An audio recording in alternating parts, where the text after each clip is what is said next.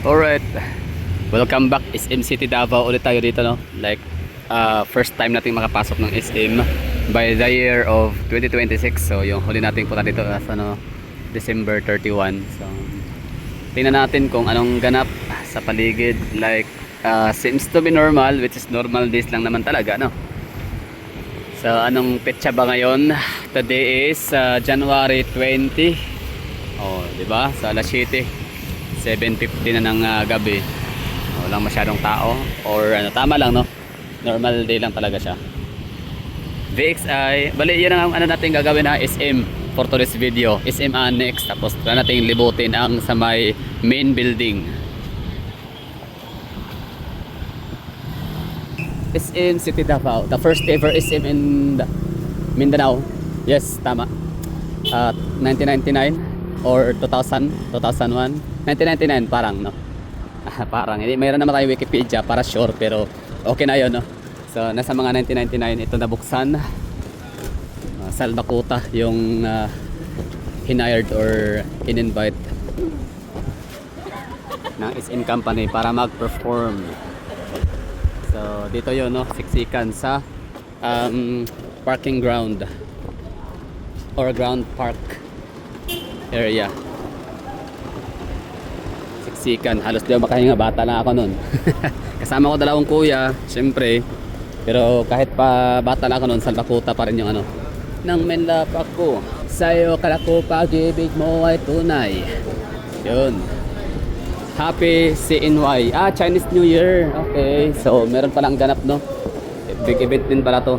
Malapit na. So, February, no? Chinese New Year.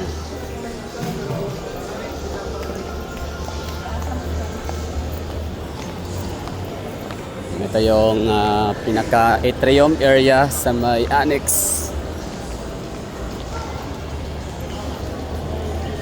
Annex building siyang lugar, no? Para matagpuan yung cyber zone area. Tapos mga VXI, mga BPO, marami.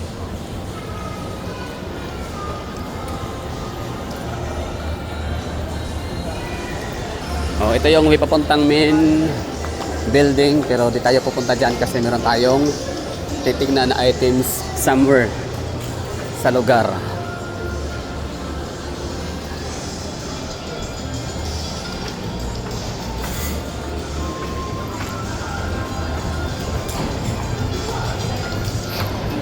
So itong gantong dami ng tao, ito yung parang tamang traffic lang, no?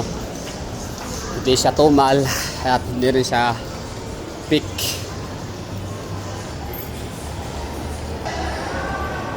Ngayon wala pa siyang mga palamuti decorations na may kinalaman sa Chinese New Year, pero baka next week, no? So dito mo lahat makikita ng mga gadgets na hanap mo. Drone, meron sa baba, DJI. Diyan tayo nakabili. So ito yung SM City Davao, or famously known as SM Ecolanda. Okay. Fitness, anytime fitness. Okay, so from here sa cyber zone, baba na tayo, lipat na tayo sa main building.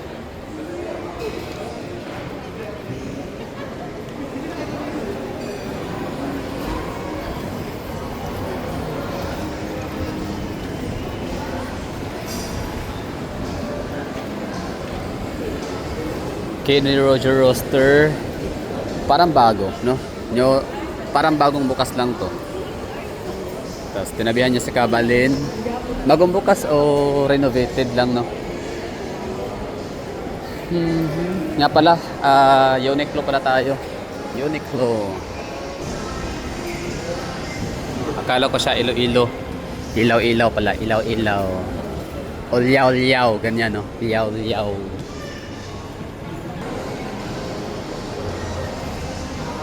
Okay, salamat Uniqlo.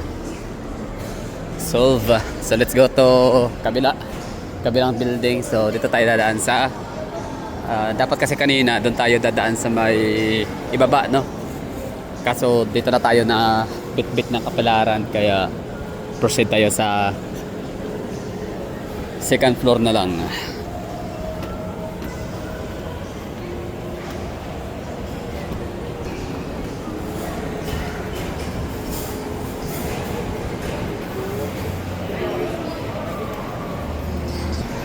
So, ito na yung daanan from Annex to Main.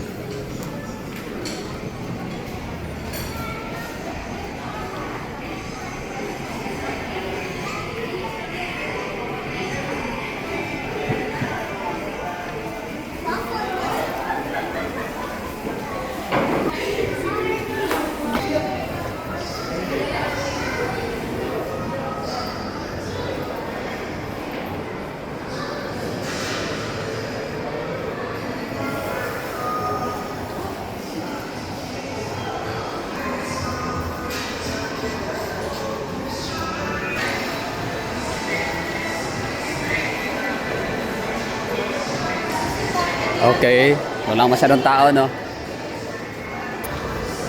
So, Tom's World, Astro Balloons. Dito maraming tao.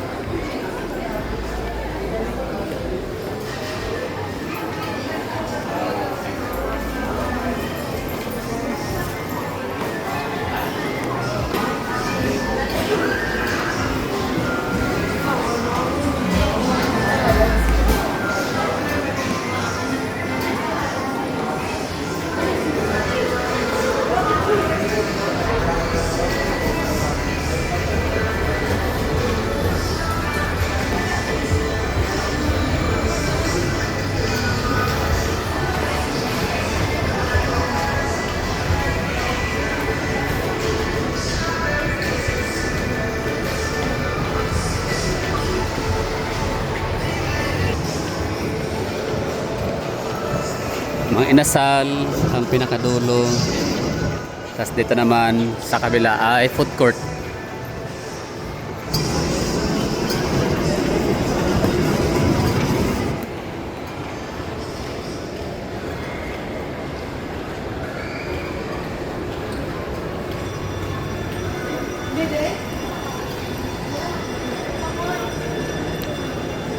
Sa ngayon, hindi pa open ang kalakhang bahagi ng extension SM. So masasabi natin kaya pang ikutin ang SM City Davao ng ganun kadali sa loob lang ng ilang minuto.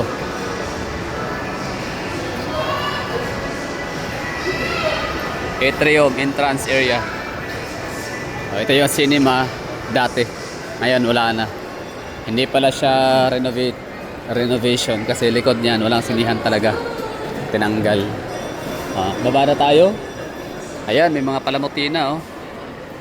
Prepare na yan para sa Chinese New Year. Yan, surplus.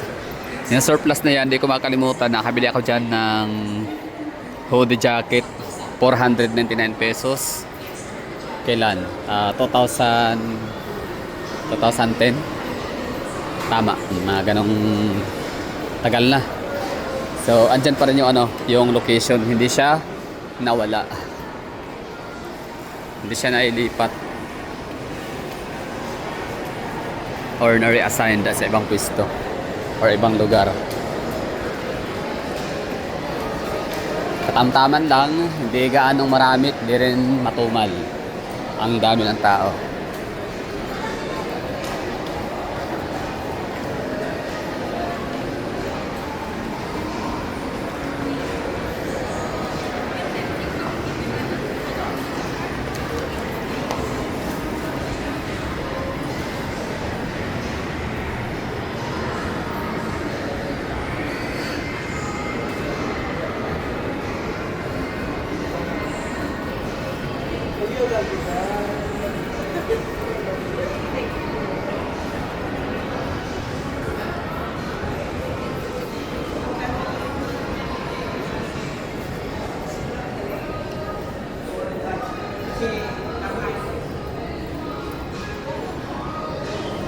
Okay na, dito na siguro. Sige, diretsuhin pa natin. Sa Jollibee, hindi pa rin sila open.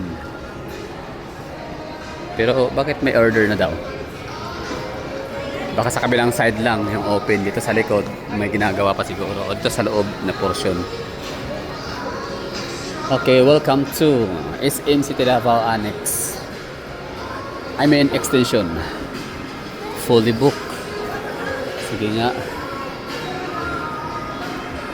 Kayo ba, pag nasa mga shopping mall kayo, saan kayo nade-distract? Department store, grocery, food courts, fast food, restaurants, mga gadgets, or ito, mga bookstore. Okay.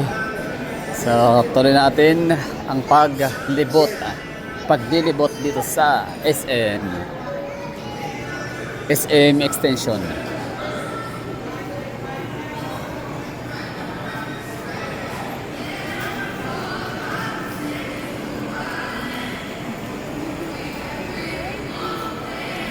Ganda. Parang ano, lakas maka-futuristic, no? Ng datingan.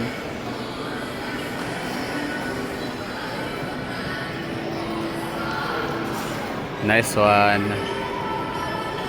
SM lang talaga sa Kalam.